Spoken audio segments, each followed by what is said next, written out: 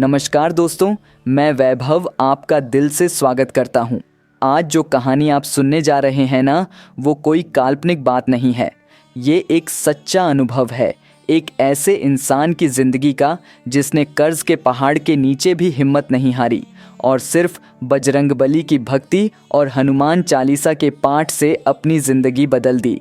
अगर आप भी कभी मुश्किलों में घिरे हैं या कभी ऐसा लगा है कि अब रास्ता नहीं बचा, तो यकीन मानिए ये कहानी आपके दिल को छू जाएगी, क्योंकि जब दिल से पुकार होती है तो भगवान खुद रास्ता बना देते हैं। तो चलिए शुरू करते हैं ये यात्रा विश्वास, संघर्ष और चमत्कार की। और हाँ, अगर आपके पास भी कोई अपना सच्चा अनुभव है ना, तो हमारे साथ ज़रूर साझा कीजिए। और ऐसी सच्ची कहानियों और हर दिन कुछ नया सुनने के लिए चैनल को सब्सक्राइब करना मत भूलिएगा। अब बिना देर किए चलिए विजय भैया की ज़ुबानी सुनते हैं उनका असली अनुभव। जब मैं आपको ये बात बता रहा हूँ ना, तो दिल से बता रहा हूँ। आज भी जब उस वक़्त के बारे में सोचता हूँ तो रोंगटे खड़े हो जाते हैं। मेरा नाम विजय है। बिहार के एक छोटे से गांव से हूँ मैं। घर में माँ, बाबूजी, बीवी और 2 छोटे बच्चे। खेती बाड़ी ही हमारा सब कुछ थी। लेकिन किस्मत का खेल भी अजीब होता है। एक बार जो उलझे तो जैसे हर तरफ से जाल ही जाल बिछ जाता है। सब कुछ ठीक ठाक चल रहा था, लेकिन फिर वो साल आया जब बारिश ही नहीं हुई। महीनों तक खेत सूखे पड़े रहे। फसल तो बर्बाद हुई ही, ऊपर से जिनसे बीज और खाद का कर्ज लिया था वो रोज दरवाजे पर खड़े हो जाते। भाई विजय, इस बार भी ना चुकाया तो समझ लेना अगली बार खेत जब्त करवा दूंगा। एक दिन रामावतार साहू अपने आदमियों के साथ धमकाते हुए कह गया। मैं चुपचाप खड़ा सुनता रहा। दिल में गुस्सा भी आया, पर हालात ही ऐसे थे कि कुछ कह नहीं सका।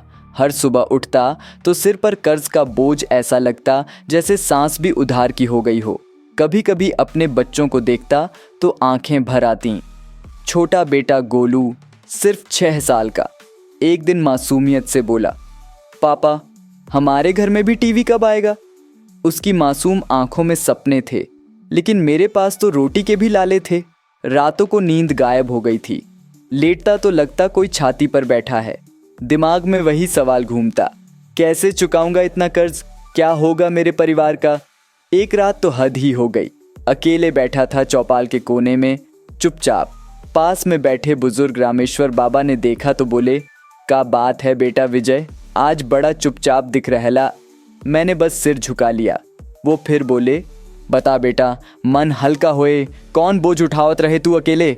मैं रोते रोते सब कुछ बता बैठा, कर्ज, सूखा, बच्चे, घर का हाल, सब। रामेश्वर बाबा ने मेरी पीठ पर हाथ रखा और बोले, बेटा जब सब रास्ता बंद लागे ना, तब एक राह बचेला, भक्ति के राह। हनुमान जी के शरण में जा बेटा, सच्चे मन से जा। चालीसा का पाठ कर, 21 मंगल तक व्रत कर, देख बजरंगबली कैसे दरवाज़ा खोलत हैं। मैं थोड़ी देर तक चुप रहा, सोचता रहा, क्या सच में इससे कुछ बदल सकता है? लेकिन फिर मन में एक आवाज़ आई, जब सब रास्ते बंद हैं तो इस पर भी विश्वास करके देख ले विजय, क्या पता। उस रात घर लौटकर मैं चुपचाप सो गया, पर मन के अंदर एक बीज बो दिया था बाबा ने। अगले दिन सुबह सुबह उठा, ठंडा पानी भर के नहाया। पहली बार ऐसा लगा जैसे खुद को साफ कर रहा हूँ अंदर से भी। लाल साफा बांधा सिर पर। पुराने बक्से में से एक लाल रंग का कुर्ता निकाला, जो शादी के वक्त माँ ने बड़े जतन से सिलवाया था। उसे पहनकर हाथ में सरसों का तेल और 2 केले लेकर गांव के एक छोटे से हनुमान मंदिर पहुंचा। मंदिर क्या था, टूटी फूटी दीवारें, एक पुरानी मूर्ति, लेकिन उस माहौल में एक अलग ही अपनापन था, जैसे बजरंगबली खुद अपनी बाहें फैलाकर स्वागत कर रहे हों। मैंने ज़मीन पर माथा टेका, तेल का दीप जलाया, कांपते हाथों से चालीसा खोलकर पढ़ना शुरू किया। श्री गुरु चरण सरोज रज, निज मनु मुकुरु सुधारे। शब्द जैसे सीधे दिल में उतर रहे थे। पहला पाठ पूरा होते होते आंखों से आंसू बहने लगे। ऐसा लगा जैसे बरसों का बोझ उतरने लगा हो। उस दिन से मेरी दिनचर्या बदल गई। हर मंगलवार सुबह 4 बजे उठता, स्नान करता, लाल कपड़े पहनता, मंदिर जाकर पाठ करता। घर लौटकर भी दिन में 2 बार हनुमान चालीसा पढ़ता। भोजन भी सात्विक कर दिया, सिर्फ दाल चावल, हरी सब्जी, कोई मसालेदार चीज़ नहीं। माँ बाबूजी भी देखकर चुप हो जाते। बीवी, जो पहले मेरे चिंता में खुद भी परेशान रहती थी, अब बिना बोले सुबह उठकर मेरे लिए ताज़े फूल तोड़ने लगी थी। धीरे धीरे घर का माहौल बदलने लगा था, लेकिन कर्ज तो अभी भी था। अभी सफ़र लंबा था, बहुत लंबा। शुरुआत तो मैंने कर दी थी, लेकिन मन में एक डर भी था, कहीं ये सब बस यूं ही तो नहीं, कहीं मैं खुद को बेवजह तसल्ली तो नहीं दे रहा। पर हर मंगलवार जब मंदिर जाकर हनुमान चालीसा पढ़ता था ना, तो अंदर से एक अलग ही ताकत महसूस होती थी, जैसे बजरंग बली खुद मेरा हाथ पकड़ के कह रहे हों, डर मत बेटा विजय, हम हैं ना तेरे साथ। धीरे धीरे मेरी पूजा में भी एक लगन आ गई थी। अब मैं बस रस्म निभाने नहीं जाता था, हर शब्द दिल से बोलता था। मूर्ति की आंखों में देखता तो लगता जैसे वो भी मेरी बातें सुन रहे हों। मंगलवार को मैं सुबह 3 बजे ही उठ जाता।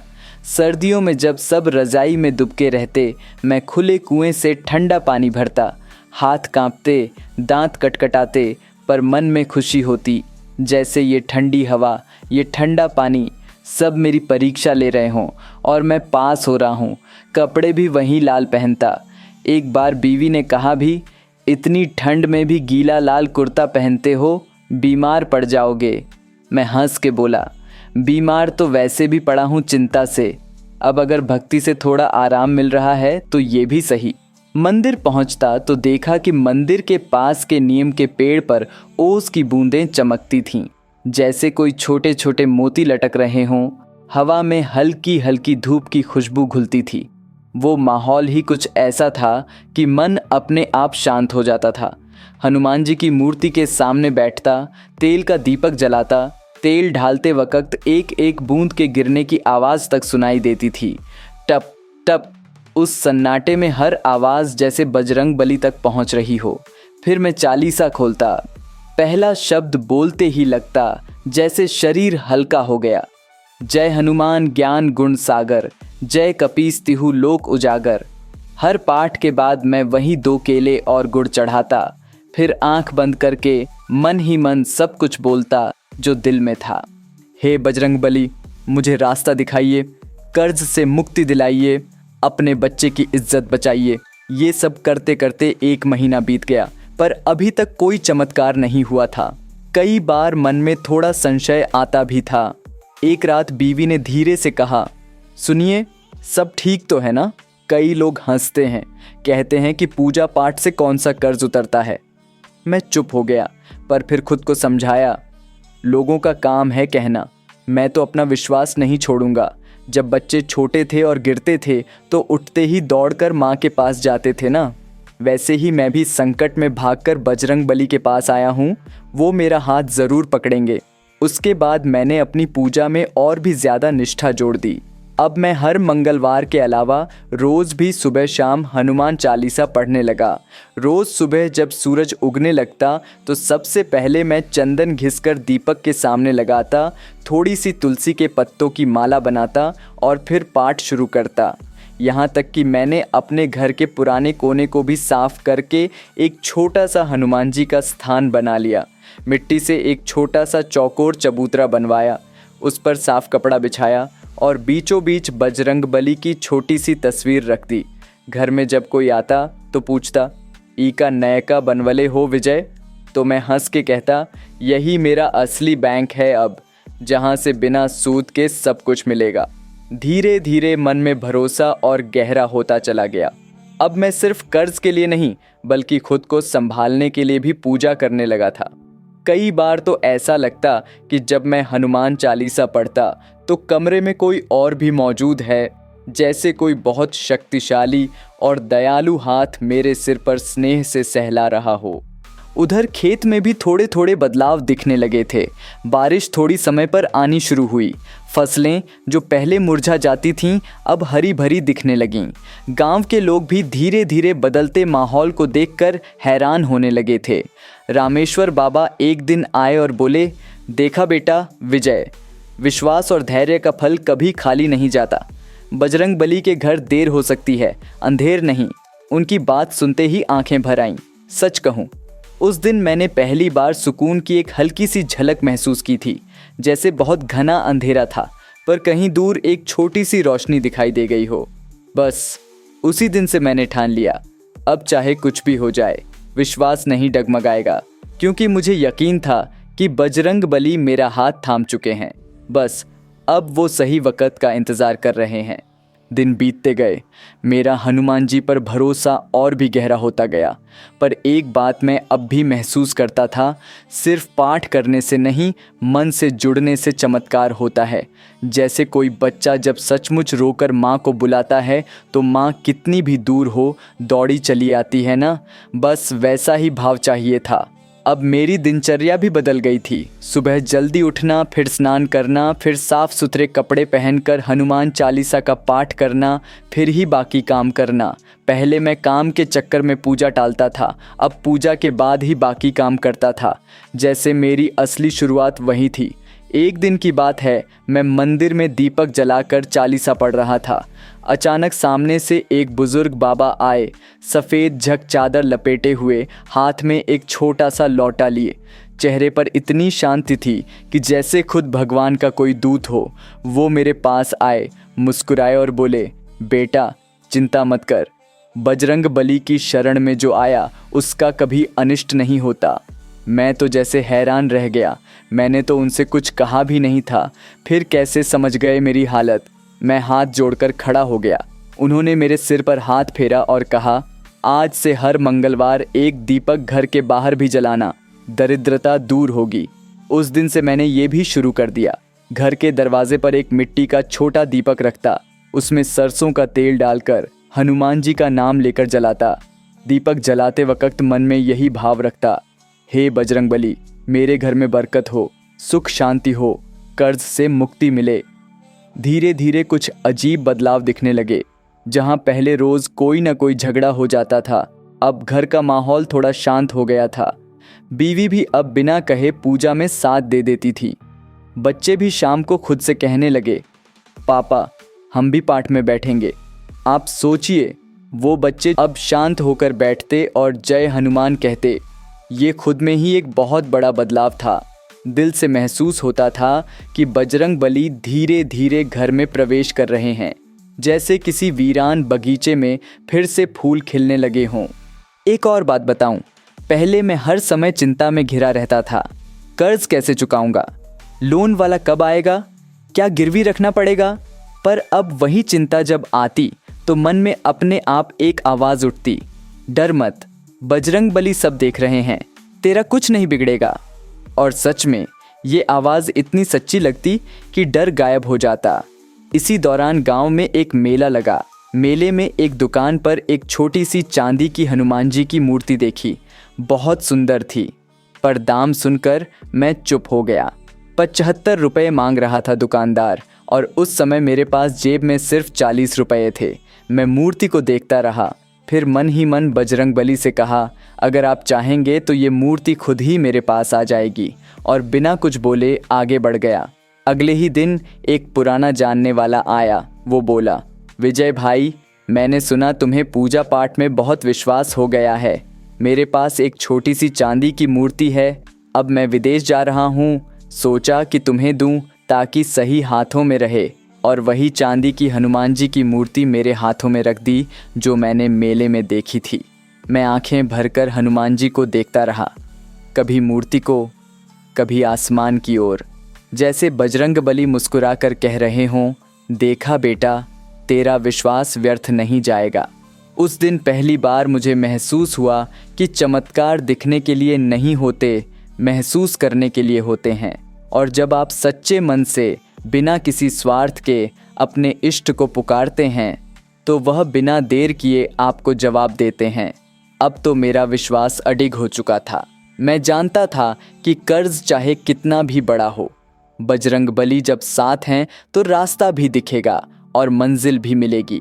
बस अब मुझे धैर्य रखना था और हनुमान चालीसा का पाठ करते हुए अपने कर्म को करते रहना था, क्योंकि जब भगवान साथ होते हैं तो फिर कोई भी मुश्किल बड़ी नहीं रहती।